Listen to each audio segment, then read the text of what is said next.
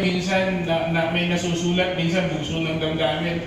I think there should be more yung positive reinforcement kung anong tama. That's where digital literacy, where there's education should come in.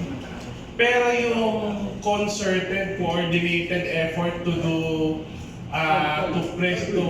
to sensationalize or to push a certain agenda to the detriment, ako ang tawag ko kahapon, the reputational integrity of our institutions.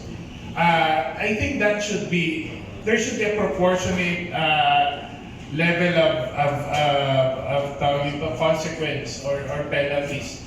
I'll give you an example. Okay, like the President of the Philippines, there has been a lot of posts against him.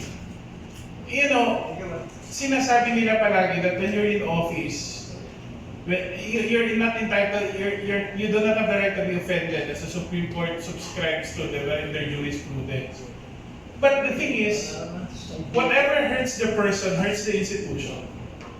And presidents may come and go, but all of us have the duty, whether we like the president or not, to preserve the institution as it is. Pero if you do not take steps to protect the institution, and sometimes it's difficult to find the boundaries between the two, the personal life of the incumbent and the institution itself. And then we have to really take steps to preserve both. Diba? Hindi ko naman sinasabing huwag tayo magsalita against the president, but we make sure that we can be made accountable for whatever criticism we raise against the president. We make sure that the criticisms are fair. We make sure that the criticisms are truthful, di ba? But if it's all propaganda, then we have a problem. Because presidents come and go, but if we weaken the institution, unless it's part of the cognitive warfare that the professor is talking about, di ba? I think yun ang problema natin, di ba? That has to be penalized. Di ba? I mean, you cannot, kasi sa tao, wala naman distinction yun eh.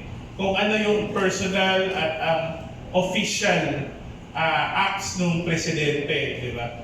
Pati yung presidente ng trigo, like the Supreme Court, di ba? Very innocent, hindi naman innocent, malicious, pero parang napaka-professional nung nakasulat, yung screenshot na pinost, di ba? Yung altered document. Kahit ako nung nabasa ko, parang totoo to di ba?